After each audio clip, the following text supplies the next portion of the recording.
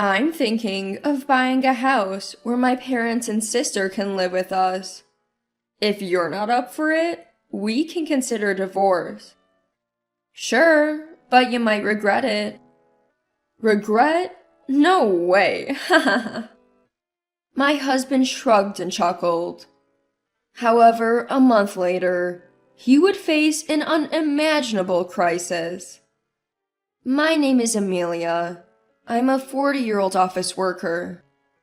I live with my husband Lucien and our 8-year-old daughter. Lucien and I have a pretty good relationship, and we're caring parents to our daughter. We've had open discussions about various topics. On weekends, we go out as a family, and there's a cheerful atmosphere at the dinner table. We have a dual income household, so our financial situation is relatively stable. We're not worried about the future. Life was good until an incident shattered the harmony between my husband and me. What? My mom collapsed? I got an emergency call from the hospital while at work. It was about Mom falling down. I left work early and rushed to the hospital. Mom! Oh, Amelia, you came. My mom was lying in the hospital bed. She had collapsed due to a sudden illness, but she was stable after emergency treatment. I was shocked to hear you collapsed. I'm sorry to have worried you. Mom is 70 and lives alone. Ever since my dad passed away a few years ago, I've been concerned for her. Now, it seems she would have to stay in the hospital. Is it a severe illness? No, they're going to run tests. I just collapsed suddenly. I see. I thought it might be safer for her in the hospital than being alone at home. I went home with these thoughts. Is your mom okay, Amelia? Yeah, she's stable for now, but she has to stay in the hospital. I see. My husband was preparing dinner with our daughter when I got home. He had considered leaving work early too, but I told him it wasn't necessary since Mom was stable. As we ate the dinner my husband prepared, I shared what was on my mind. I'm thinking of having Mom move in with us after she's discharged. What do you think? I couldn't decide this alone. I needed to consult my husband. Surprisingly, he agreed readily. I'm fine with it. It must be lonely for her, especially after this health scare. We should support her. Lucien. I was elated to hear my husband say that. I thought, I'm so glad to have a dependable husband during times like this. Our daughter also chimed in, praising him. Dad, you're so cool. After that, I went to visit Mom in the hospital and told her about it. Mom, why don't you come live with us after you get discharged? If something were to happen again, you'd be alone, and that worries me. We want to be there for you. No, I wouldn't want to be a burden. Don't worry about it. We don't think you're a burden. What does Lucien think? We talked about it yesterday, and Lucien agrees. Really? Yes. He said he wants to fully support you as a family, so you don't have to worry about anything. Amelia, thank you. That means a lot. Well then... But I'm sorry, I can't live with you. What? Why? I'm going to stay in this hospital from now on. What do you mean? What could have possibly happened? Do you have a serious illness? But she hasn't even been tested yet. Mom looked down when I asked. I was planning to tell you once I prepared myself, but I have terminal cancer. What? My time left is probably a year, or even less. I felt like my head was going blank. This shocking truth rendered me speechless. Terminal cancer? Just a little time left. I was stunned for a moment. Amelia. Sorry, Mom. I was just shocked. I never thought you'd have cancer. I'm sorry I didn't tell you sooner. I hadn't sorted out my feelings yet, so I thought I wouldn't be able to talk properly. No, it's okay. I understand you're going through the hardest part, but... Tears were streaming down my face as I spoke. Just imagining Mom passing away was unbearable. Amelia, thank you for offering to let me live with you. Just knowing that you and Lucien care about me so much makes me very happy. Mom? Mom was also shedding tears. After a moment of shared crying, we finally started to feel a little better. I'll come visit you every day. You don't have to go out of your way. No, I want to come. If you need anything, just let me know. All right, thank you. Then, after returning home, I broke the news to my husband that Mom had cancer. Terminal cancer? I can't believe it. My husband was also shocked to learn about my mom's condition, and he was incredibly considerate toward me. You don't have to worry about the chores while you visit Mom. I'll take care of as much as I can. Thank you.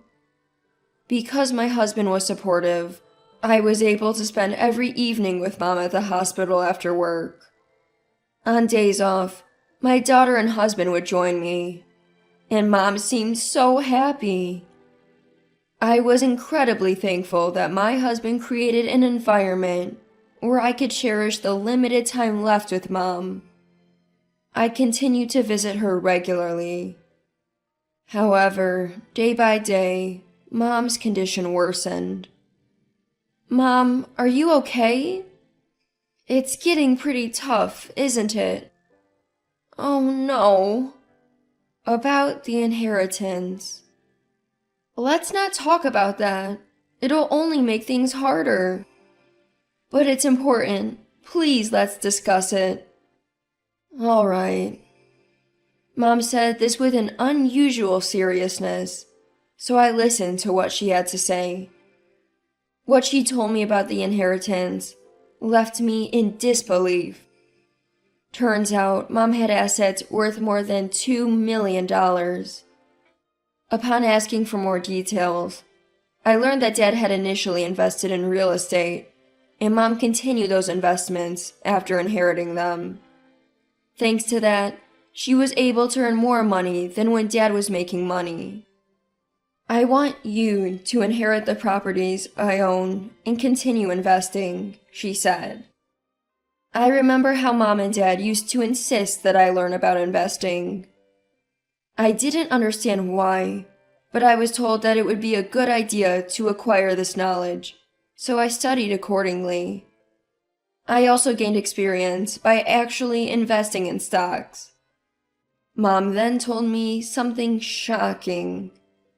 Remember, don't just talk about this wealth. Tell only people you truly trust. I understand. The first person who came to my mind was my partner. He's a trustworthy and dependable partner, and I thought there'd be no harm in sharing this with him. But right now, I don't want to talk about heritage just yet. Still, I wanted to wait until after Mom was gone to bring it up. A month later, Mom passed away. I was able to spend her final moments with her. I was able to prepare for my mom's death, and we were able to have many conversations right up until that point. After Mom's passing, my husband and I prepared and arranged the funeral. About a month and a half later, I told my husband about the inheritance. I've actually inherited about $2 million from Mom. What? He looked incredibly surprised. Is it true? Yes. Wow, $2 million. Just keep it between us. I'm only sharing this with people I trust. Of course, I won't tell anyone. I'm relieved. Thank you. I felt a bit lighter having shared this with my husband. Having suddenly inherited such a large sum was beyond my emotional capacity. That's why I'm glad I was able to talk to my husband, my partner, and think about what to do next.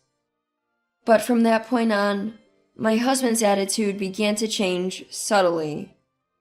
Where did you get that watch? I thought the design was cool, so I bought it. That's right, it's definitely cool. How much did you buy it for? I think it was about $2,000. What? $2,000? Why did you buy something that expensive? It's not that expensive. Come on. No way. Considering our income, that's a lot. We have the $2,000, so what's the issue? Haha. I was stunned by my husband's comment. He was acting as if the $2 million I had inherited was his to spend freely. No, listen. I was planning on saving that money for our daughter's education and our retirement. It's not for buying stuff like that. My husband made a displeased face. So you're saying I can't even buy what I want? Do you realize how much I've supported you? Who do you think did the chores while you were visiting sick relatives? I mean, yes, but... He became aggressive. From then on, he started to buy expensive brand items. He also started talking about quitting his job or moving into a better home, always counting on my money. Look, you've been acting strange lately. Let's forget about the inheritance for now and go back to living as we were. No way! It's a waste not to buy something if you want it and can afford it. Honestly, I didn't expect this to happen. My husband had changed, driven by the allure of money. He kept asking me how we should spend the inheritance. He'd suggested buying a luxury car or moving into a high-rise condo. Proposals fit for someone who'd suddenly become rich. I've told you, we're not spending the money like that. Let's stop talking about the inheritance. Angry now, my husband stared at me. You're kidding, right? I've supported you so much. I should have the right to use at least half of the $1 million however I want. And you're going to spend the full $2 million yourself, aren't you? You're shooting down all my ideas. What are you talking about? I'm saying we should use it responsibly. No, I don't trust you. You're planning to spend it behind my back. I won't allow it. His face turned red as he said this. Why did he change so much? We stopped talking after that. Then he took an unbelievable step. I bought a home to live in with my parents and sister. Wait, what did you say? I said I bought a new home. It's good for all three families. It's the best way to use the $2 million. Did you use my money? Yes. What the heck are you doing? I couldn't believe it. He had gone ahead and bought a house. If you don't like it, we can get a divorce. You'll lose the inheritance and lead a lonely, impoverished life. Ha ha ha ha. Smirking, my husband said this. Then a question popped into my mind. Could he really spend that much money without my approval? I doubted it. Whatever happened, it wouldn't turn out bad for me. You'll regret this. No way. My husband shrugged and laughed. But a month later, he would witness a terrible outcome. I asked him which construction company was building the house. It turned out that the company was run by his parents' friends. So, you've decided to live in the new house with me, huh? Ha ha ha ha ha. Good initiative. Just don't defy me, okay? My husband seems to misunderstand something, but I'll let it be for now. I quickly head to the construction company to talk to them. The manager shows me documents saying my husband and in-laws claim to have my power of attorney, but I've never signed such documents. This power of attorney is invalid because I didn't even know about the house purchase. A handwriting test will prove it. The man from the construction company goes pale. I apologize for taking things forward so carelessly based on what your acquaintances said. We'll cancel it right away. Satisfied, I tell him to keep this cancellation a secret from my husband and in-laws. He agrees. Then, I secure a rental contract for a new condominium and serve my husband divorce papers. I can't continue our marriage. He looks surprised, but snickers. Sure, you're okay giving up life in a $2 million home? Yes, I am. That house isn't even bought yet. I'll take custody of our daughter, and we won't split any assets, okay? Smugly, he agrees. Fine by me. I've got a new house waiting. Glad the construction company kept the secret. My divorce went more smoothly than I had anticipated. I signed the divorce papers, had my husband do the same, and then left the house with my daughter. My daughter had liked my husband as her dad, but she had recently become afraid of him and kept her distance. So she seemed relieved when we moved out. Our new home is a clean, secure condo. It doesn't even cost that much in rent. Even though I inherited a large sum of money, I have no intention of changing our standard of living. That's how we've been living our everyday lives, instilling in my daughter a sense of normality. About a month after moving into our new place, I received an angry call from my ex-husband. Hello? Hey, what the heck is going on? Why has the construction on the house been canceled? Oh, you just realized that, huh? When I explained what happened, my ex-husband was furious. You've got to be kidding me. There's no way that's allowed. It's my house. What are you talking about?